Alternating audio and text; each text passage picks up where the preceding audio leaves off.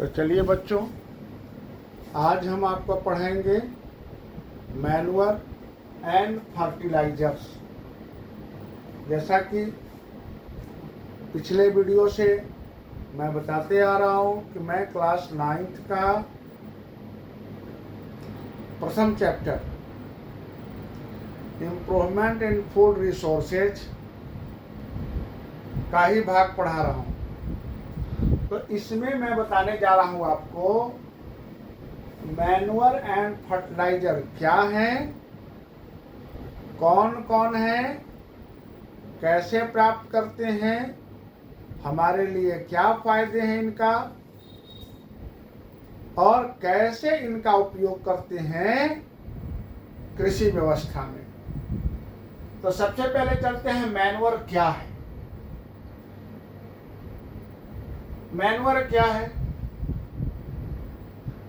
Manure को हम हिंदी में खाद कहते हैं। सभी सजीवों को पोषक तत्वों की आवश्यकता होती है, मतलब पौधों को भी, और पौधों की पोषक तत्व की पूर्ति यही मैन्योर करता है। फर्टिलाइजर्स करते हैं, यानी कि पौधों में होने वाले डिफिशियंसी को समाप्त कर देते हैं मैन्योर और फर्टिलाइजर। अगर मैन्योर फर्टिलाइजर डिफिशियंसी को समाप्त कर देते हैं तो इसका परिणाम होगा बहुत बेहतरीन उत्पादन, अत्यधिक उत्पादन, और बहुत ज्यादा अगर उत्पादन होगा हमारी आर्थिक स्थिति सुदृढ़ होगी, हमारी देश की जीडीपी में योगदान बढ़ेगा, हम सभी लोग पर्याप्त खाना खा सकेंगे और इस तरह से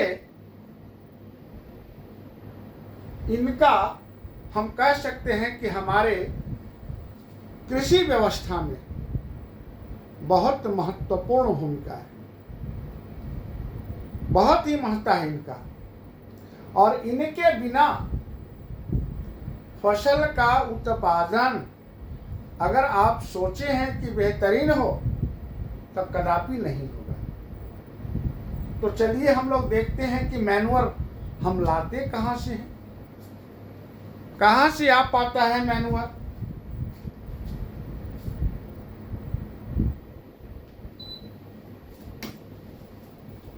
मैन्योर कहाँ से आता है? मैन्योर है नेचुरल मेड लिविंग थिंग्स का जो डेड और डिकेड सबस्टांस होता है, अपशिष्ट होता है, उसी अपशिष्ट से तैयार होता है। और उसी अपशिष्ट में वो सारे पोषक तत्व पाए जाते हैं जो पौधों की आवश्यकता होती है। कुछ मिट्टी से पोषक तत्व पौधों को प्राप्त हो जाता है और कुछ लिविंग थिंग्स के डेड एंड डिकेड पार्ट से, जैसे अवशेष हो गया पौधों का, और पौधों के सजीवों के प्लांट और एनिमल्स के अपशिष्ट फिजिकल मटेरियल से पोषक तत्व प्राप्त हो जाता है। और हरे पौधे भी सड़ जाते हैं तो उनसे भी पोषक तत्व की प्राप्ति होती है। तो जो नेचुरली प्राप्त हो रहा है, जिसके लिए कोई ह्यूमन प्रोसेस आवश्यक नहीं, वो स्वतः डेड और डिकेड और डिकम्पोज होकर के मिट्टी की उर्वरा शक्ति को बढ़ा देते हैं, तो हम उनको मैन्योर कहते हैं। लेकिन यही काम अगर मैन मेड हो, ऐसा सबस्टांस जो पौधों में आवश्यक न्यूट्रिएंट्स की पूर्ति ह्यूमन मेड सबस्टांसेस से अगर होती है तो उसको हम फर्टिलाइजर कहते हैं, उर्वरक कहते हैं। अभी तक हमने देखा कि पौधों को दो प्रकार की पोषक तत्व की आवश्यकता होती है। Macronutrients and micronutrients. हम जो आज चर्चा करेंगे मैक्रोन्यूट्रिएंट्स पर करेंगे, बृहद पोषक पर चर्चा करेंगे। और बृहद पोषक में सर्वाधिक क्या चीज की आवश्यकता होती है? नाइट्रोजन की, फास्फोरस की और पोटास की, यानी कि नाइट्रोजेनियस खाद की, नाइट्रोजेनियस फर्टिलाइजर्स की, फॉस्फेटिक फर्टिलाइजर की और पोटेशियम फर्टिलाइजर्स की पौधों को बेहतरीन या सर्वाधिक आवश्यकता होती है। अगर इनकी पूर्ति हो जाती है तो पौधे बेहतरीन पैदावार देते हैं। लेकिन माइक्रोन्यूट्रिएंट्स की भी कम भूमिका नहीं होती। जैसे आयरन माइक्रोन्यूट्रिएंट्स में आता है, कॉपर माइक्रोन्यूट्रिएंट्स में आता है, जिंक माइक्रोन्यूट्रिएंट्स में आता है, बोरोन माइक्रोन्यूट्रिएंट्स में आता है, मोलिब्डेनम माइक्रोन्यूट्रिएंट्स में आता है। तो इनकी भी आवश्यकता है। मैग्नीज माइक्रोन्यूट्रिएंट्स में आता है, लेकिन इनकी मात्रा बहुत संक्षिप्त, अलग से देने की आवश्यकता नहीं होती। रेयर केस में कभी मिट्टी अगर खराब हो गई हो, उसमें माइक्रोन्यूट्रिएंट्स की कमी हो तो भले हम लोग देते हैं, लेकिन बड़े पैमाने पर इनकी आवश्यकता नहीं होती। तो जिस खाद की बड़े पैमाने पर आवश्यकता होती है उसको हम कहते हैं मैक्रोन्यूट्रिएंट्स। और यह मैक्रोन्यूट्रिएंट्स कौन है? एनपीके, नाइट्रोजन, फॉस्फेट और पोटास। तो अभी मैंने मैन्योर को बताया कि यह डेड और डिकेड सबस्टांसेस से बनता है, नेचुरली बनता है, सड़ी गली पत्तियों से, ह्यूमन के एक्सक्रेट्रा से, हमारे खाद्य पदार्थों के छूटे हुए अवशेष से, पशु के भी खाद्य पदार्थ चारा के छूटे हुए अवशेष से जब यह डिकम्पोज्ड हो जाते हैं, सड़ गल जाते हैं, तब वह खाद का काम करते हैं। और ऐसे खाद को हम लोग मैन्योर कहते हैं। क्या एडवांटेज है इनका? एडवांटेज है कि यह चीप है, सस्ता है, इसके लिए पैसे लगाने की आवश्यकता नहीं होती है। अपशिष्ट को खेत में डाल दीजिए, वो सड़ गल करके पोषक तत्व पौधा को प्रदान कर देते हैं। और क्या फायदे हैं इनका? तो यह ऑर्गेनिक खाद हो जाते हैं और इससे पौधों में कोई हानिकारक सबस्टांस की जमावड़ा नहीं होता।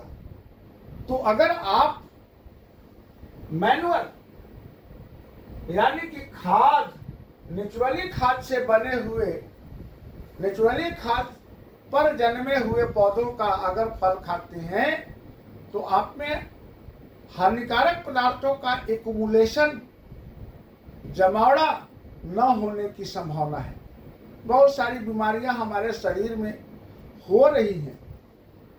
ऐसा माना जाता है कि यह फर्टिलाइजर, जो रासायनिक खाद हैं, इनकी जमावड़ा से ही हो रहा है।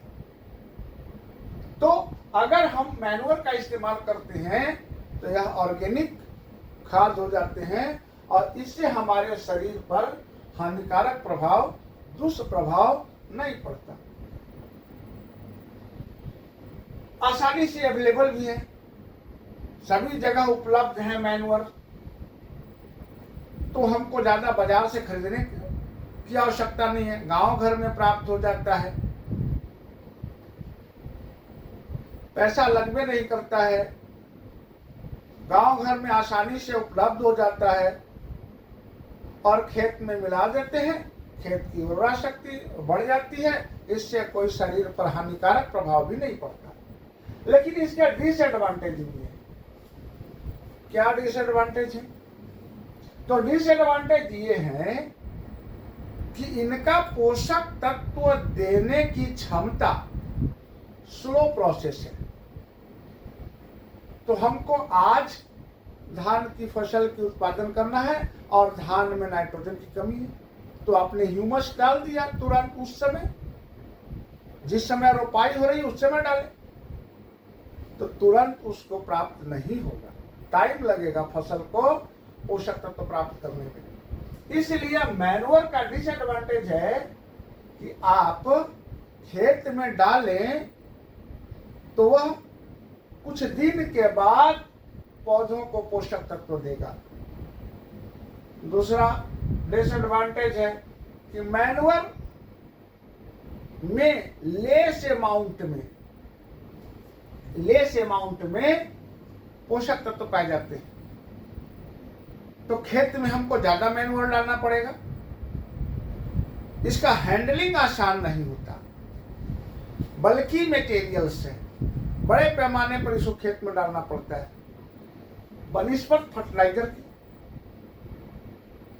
तो कुछ इसके डिसएडवांटेज भी हैं। अब मैन्योर को 3 कैटेगरी में हम लोग बांट देते हैं। एक कैटेगरी होगा कंपोस्ट, दूसरा कैटेगरी है फार्म यार्ड मैन्योर और तीसरा कैटेगरी है ग्रीन मैन्योर। कंपोस्ट क्या है? वैसे फूड मटेरियल जो सड़ गल जाते हैं, जैसे ह्यूमन का बचा हुआ खाना, मानव का जो खाना है बचा हुआ, ह्यूमन और एनिमल का फिजिकल मटेरियल, ये सब हम जमा करते हैं एक पीट में। जैसे बायोगैस टैंक के बारे में आप जानते होंगे, वैसे पीट में हम जमा करते हैं और उस पीट में डाल करके, जैसे गोबर को डाल दिए एक पीट में जमीन के गड्ढा में, और उसमें माइक्रो ऑर्गेनिज्म डिकम्पोजर जैसे अर्थवर्म, केचुआ या गोबर की खाद को खा करके और पोषक तत्व तो बना देता है, और वर्मी कंपोस्ट उसको हम कहते हैं। तो कीड़ों के माध्यम से बनने वाला कंपोस्ट वर्मी कंपोस्ट कहलाता है। कौन कौन मटेरियल? तो फिजिकल मटेरियल प्लस ह्यूमन के वेस्ट खाना, अगर हम उसमें डाल सब्जियों के टुकड़े या सब्जियों के छिलके, ये सब डिकम्पोजर के खाने के बाद उनके लैट्रिन से, उनके फिजिकल मटेरियल से जो पदार्थ तैयार होता है उसको हम कंपोस्ट कहते हैं। और इस कंपोस्ट में भी हमको 3 माइक्रोन्यूट्रिएंट्स प्राप्त होता है। नाइट्रोजन कितना प्राप्त होता है? तो 0.5%। और फॉस्फेट कितना प्राप्त होता है? तो ये भी 0.1% प्राप्त होता है। और पोटास कितना प्राप्त होता है? 0.5%। तो अगर कंपोस्ट खेत में डालते हैं तो इस तरह का पोषक तत्व प्राप्त होगा। इसके बाद आता है फार्म यार्ड मैन्योर, मतलब खेत में हम खेती किए तो अनाज भी प्राप्त हुआ, भूसा भी प्राप्त हुआ, मतलब फसल के अवशेष, और फिर पशुओं के चारा के अवशेष, फॉडर का वेस्ट मटेरियल, ये सब खेतों में दबा दिया जाता है, खेतों में डाल दिया जाता है। लंबे समय तक सड़ने गलने के बाद इनसे जो पोषक तत्व प्राप्त होता है उसको हम लोग कहते हैं फार्म यार्ड मैन्योर। और फार्म यार्ड मैन्योर से भी हमको पोषक तत्व लगभग नाइट्रोजन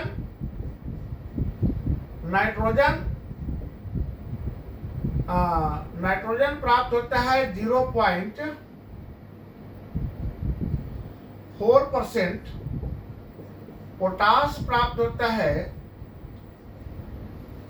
0.1%, और फॉस्फेट प्राप्त होता है, और पोटास प्राप्त होता है 1.4%, नहीं गलती, 0.5%, ये प्राप्त होता है। यानी कि लगभग वही इसमें भी प्राप्त हो जाता है। हालांकि इसमें थोड़ा सा और बेसी भी आप लिख सकते हैं, मेरे हिसाब से ये और ज्यादा होना चाहिए, 1.4% होना चाहिए, और ये भी 1.4 होना चाहिए। तो इसको 5 लिख दीजिए। तो फार्म यार्ड में 0.5% नाइट्रोजन, फॉस्फेट 0.1% और पोटाश 0.5% प्राप्त हो जाता है। कंपोस्ट में 1.4% आपको नाइट्रोजन, 0.1% पोटाश सॉरी फॉस्फेट, और आपका पोटाश 1.4%। इसकी मात्रा कम बेसी हो सकती है। क्यों? क्योंकि हम मटेरियल उसमें उस तरह का डालेंगे तो, मिलाएंगे तो, जैसे फिजिकल मटेरियल अगर कंपोस्ट में ज्यादा है तो उसका पोषक तत्व पर्याप्त होगा, और उसके बदले अगर हम दूसरा मटेरियल उसमें डाल देते हैं तो पोषक तत्व की मात्रा कुछ कम हो सकती है, लेकिन लगभग यही रेशियो में रहता है। इसके बाद ग्रीन मैन्युअर। ग्रीन मैन्युअर क्या है? तो ग्रीन मैन्युअर कुछ घास होते हैं, जैसे अमरेंथम या ढेकचा आदि, बरसात के दिनों में बहुत सारे खेत में घास उगाते हैं, और हम जैद क्रॉप्स करते हैं गर्मी के दिनों में, उसके बाद धान की फसल करते हैं। तो जैद क्रॉप्स में दलहन फसल भी हम करते हैं, ग्रीन ग्राम का, है ना। तो ग्रीन ग्राम या ब्लैक ग्राम, ये सब के जो वेस्ट मटेरियल हो गए, उनका बॉडी, उनका प्लांट का भाग, स्टीम, इसको मिट्टी में दबा दिया जाता है। बरसात के दिनों में मिट्टी के साथ ही जोत दिया जाता है, उसको प्लाविंग कर दिया जाता है, और वो खेत में सड़ करके जो पोषक तत्व देते हैं एनपीके, उनको हम कहते हैं ग्रीन मैन्युअर। इनका भी पोषक तत्व लगभग फार्म यार्ड मैन्युअर के ही समान होता है। जैसे इनका भी नाइट्रोजन का परसेंट वही रहेगा 0.5%, फॉस्फेट का 0.1% और पोटाश का 0.5%। इसके बाद आ जाते हैं फर्टिलाइजर में। फर्टिलाइजर क्या है? फर्टिलाइजर मैन मेड पोषक तत्व है। ये भी एनपीके ही पोषक तत्व तैयार करते हैं, लेकिन हाईली कंसंट्रेटेड होता है। जैसे सिंपल मान लीजिए आप दवा खाते हैं आयुर्वेद का, और दवा खाते हैं एलोपैथ का। एलोपैथ की दवा जो खाते हैं वो एक छोटा सा टेबलेट खाते हैं आप, और शरीर से दर्द छूमंतर हो जाता है, खत्म। और उसके लिए आयुर्वेद में आपको उसका एक लंबा प्रोसेस है दर्द भगाने की। तो ठीक उसी प्रकार से फर्टिलाइजर मैन मेड बना हुआ हाईली कंसंट्रेटेड मटेरियल है, जो एनपीके को पर्याप्त मात्रा में कंटेन करके रखता है। Fertilisers highly concentrated, water soluble, highly water soluble, highly concentrated होने के कारण जल्दी से पौधा को प्राप्त हो जाता है। जल्दी से पानी में घुल गया, पौधों की जड़ों तक चल गया और फायदे कर दिए। पौधों में ग्रोथ हो गया, पौधों की डिफिशियंसी खत्म हो गई, पोषक तत्व पर्याप्त मात्रा में मिल गया। तो यह मैन मेड है। मैन मेड बनाया हो कौन कौन हो सकता है फर्टिलाइजर से? एनपीके। अगर नाइट्रोजन की बात करें तो नाइट्रोजन में पोषक तत्व कौन होगा? यूरिया। हम लोग खाद में मैक्सिमम यही डालते हैं, यूरिया ही डालते हैं। लेकिन और भी होता है क्या, अमोनियम नाइट्रेट,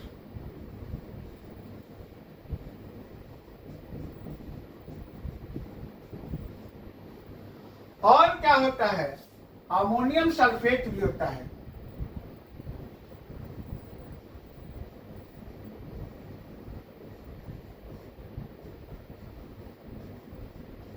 अमोनियम सल्फेट इटिसी कर दीजिए, calcium nitrogen, calcium ammonium sulphate भी होता है। जैसा कि आप जानते होंगे, क्योंकि नीचे क्लास में पढ़ाया गया है आपको, 8 क्लास में 7 में ही पढ़ाया गया है, साल्ट, नमक। तो यह नमक का रूप है, अमोनियम सल्फेट, है ना। तो इससे हमको नाइट्रोजन प्राप्त हो जाता है। तो आपको नाइट्रोजन हो गया, एन मिल गया नाइट्रोजन। लेकिन पी, फॉस्फेट, फॉस्फेट में हाईली कंसंट्रेटेड मटेरियल कौन सा है, सिंगल सुपर फॉस्फेट।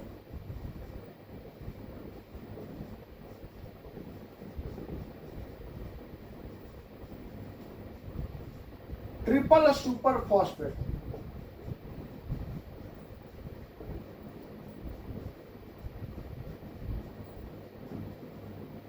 ये भी हाईली कंसंट्रेटेड है। पौधों में स्ट्रेंथ प्रदान करता है। नाइट्रोजन पौधों में तेज गति से ग्रोइंग कैपेसिटी देता है। और इसके बाद है potash. Potash, potassium sulphate, potassium nitrate,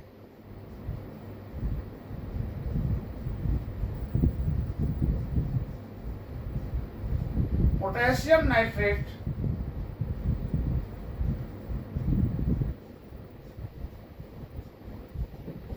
ये पोटाश है। तो इस तरह से एनपीके, नाइट्रोजन, फॉस्फेट और पोटाश, ये हाईली कंसंट्रेटेड होते हैं, हाईली वाटर सोल्यूबल है। और जैसे ही फसल को देंगे तुरंत उसमें फसल की डिफिशियंसी को दूर कर देगा, फसल में होने वाले पोषक तत्वों की कमी को तुरंत पूर्ति कर देगा। इसलिए फसल बोते समय तो हम मैन्योर का इस्तेमाल करते हैं, लेकिन फसल बो देने के बाद हम देखते हैं कि फसल में ग्रोथ हमारे अनुरूप नहीं हो रही है, तो हम इन पोषक तत्वों का, फर्टिलाइजर्स का हम इस्तेमाल करते हैं। हालांकि इस्तेमाल करने के तरीके भी होना चाहिए, कब और कैसे इस्तेमाल करें। बहती हुई पानी में अगर आप, खेत से पानी बह रहा है और आप इनका इस्तेमाल करते हैं, इन फर्टिलाइजर्स का, ये हाईली सोल्यूबल हैं, पानी में झट घुल जाएंगे और पानी के साथ बह जाएंगे। तो आप कहेंगे कि हम फर्टिलाइजर फसल में डालें और उसका कोई काम नहीं किया। तो ये देने के तरीके भी हैं कि हमको कब देना है और कितनी अमाउंट में देना है। मान लीजिए कि हमको यह स्मॉल अमाउंट में हाईली कंसंट्रेटेड है तो ज्यादा नाइट्रोजन रखते हैं, तो देना है 1 किलो, आप दे दिया 4 किलो। ऐसे में ओवर हो जाने के कारण आपके फसल को नुकसान पहुंचा देगा, फसल जल जाएंगे। तो फिर आप कहेंगे कि मैं फर्टिलाइजर्स को डाला था, यह अच्छा काम नहीं किया।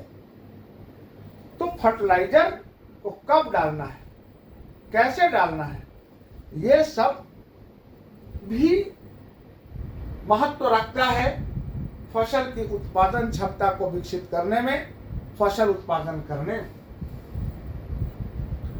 इसके बाद है मैन्योर और फर्टिलाइजर के डिफरेंस। लगभग आप जान गए होंगे। मैन्योर क्या है? तो यह कंपोस्ट है, farm yard dead and decayed substances हैं।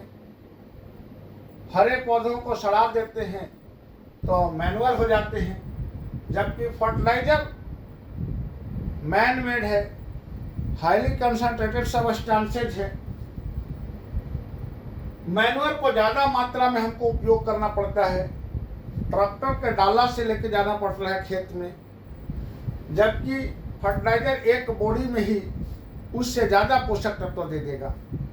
एक ट्रैक्टर का एक डाला में जितना आप मैनुअल ले जाएंगे, उससे ज़्यादा पोषक तत्व फर्टिलाइजर एक बोरा से दे देगा। तो यह हाईली कंसंट्रेटेड है। अच्छा, मैनुअल सस्ता होता है या इसमें नो कॉस्ट है, फर्टिलाइजर बहुत महंगा है। मैनुअल को हैंडलिंग करना मुश्किल है क्योंकि बड़ा अमाउंट में होता है, बड़े मात्रा में ले जाना लाना।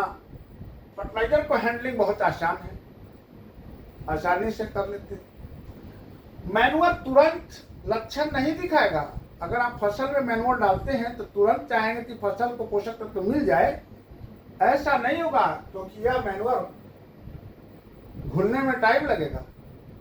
फर्टिलाइजर तुरंत घुल जाता है, तुरंत आपको लक्षण दिखाई देगा। मैनुअल वैसे मिट्टी को भी उपजाऊ बना देते हैं जैसे जिसमें कोई फसल होने की संभावना नहीं, जैसे बलुआही मिट्टी। अब बलुआही मिट्टी में मैनुअल डालेंगे तो उसमें वाटर होल्डिंग कैपेसिटी को बढ़ा देगा, लेकिन फर्टिलाइजर अगर डाल देंगे तो आपको बालू में खेती नहीं हो पाएगा। इसके बाद क्ले सॉइल में अगर आप फर्टिलाइजर्स को डाल देते हैं तो इतना कंसंट्रेट हो जाएगा कि थोड़ा से भी कम बेसी अमाउंट अगर आपका हुआ तो फसल खराब हो सकता है। और अगर आप मैनुअल डालते हैं क्ले सॉइल में, काली मिट्टी में, तो वाटर को लॉक्ड नहीं होने देगा, मतलब पानी में एरेशन को बढ़ा देगा मैनुअल, और पानी लॉगिंग को खत्म कर देगा। तो कहीं मैनुअल का ही फायदा है और कहीं फर्टिलाइजर्स को ही फायदा है। इसके बाद आता है बायो फर्टिलाइजर। बायो फर्टिलाइजर क्या? कुछ पौधों की जड़ों में ऐसे बैक्टीरिया हैं जो फ्रेंड ऑफ फार्मर कहलाते हैं। जैसे लेग्यूमिनस प्लांट के जड़ों में राइजोबियम नामक एक बैक्टीरिया पाया जाता है। लेग्यूमिनस मतलब दलहन के पौधों में, दलहन के पौधों की जड़ों में राइजोबियम नामक बैक्टीरिया पाया जाता है जो एटमॉस्फेरिक नाइट्रोजन को सॉइल में नाइट्रेट के रूप में फिक्स कर देता है। यानी कि उसको हम कहेंगे नाइट्रोजन फिक्सिंग बैक्टीरिया। वह वायुमंडल से नाइट्रोजन को खींच करके और जमीन में सॉइल में डाल देते हैं। तो किसान के लिए अलग से यूरिया की खाद फसल में देने की आवश्यकता नहीं होती। तो इसीलिए कहा जाता है कि दो धान्य फसलों के बीच में, दो सीरियल क्रॉप्स के बीच में अगर एक दलहन फसल आप लगा देते हैं तो नाइट्रोजन की क्षतिपूर्ति हो जाएगी, स्वतः हो जाएगी। आपको अलग से उसकी पोषक तत्व की भरपाई करने की आवश्यकता नहीं। बायो फर्टिलाइजर में राइजोबियम, एक और है बायो फर्टिलाइजर, उसको कहते हैं blue green algae. Blue green algae भी पोषक तत्व प्रदान करता है पौधों को, है ना। इसके बाद है माइकोरिया, माइकोरिजा। ये क्या होता है? कुछ पौधों के जड़ों में माइकोरिजा एक प्रकार का फंगी है जो बेटर वाटर एब्जॉर्प्शन में सहायक होता है। कुछ पौधों की जड़ों में एक फंगी है जिसको हम लोग माइकोरिजा कहते हैं।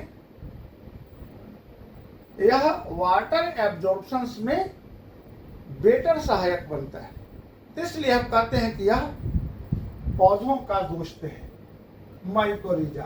तो आपने देखा मैनुअल और फर्टिलाइजर्स में कि मैनुअल हम लोग डेड एंड डिकेड सबस्टेंस के डिकम्पोज सबस्टेंस फसल को जो प्राप्त होता है उसे मैनुअल कहते हैं, जबकि फर्टिलाइजर वैसे पदार्थ जो मैन मेड है, ह्यूमन के द्वारा बनाया गया है, हाईली कंसंट्रेटेड है और कम अमाउंट डाल करके ज़्यादा पोषक तत्व प्राप्त करते हैं, उसको हम फर्टिलाइजर्स कहते हैं।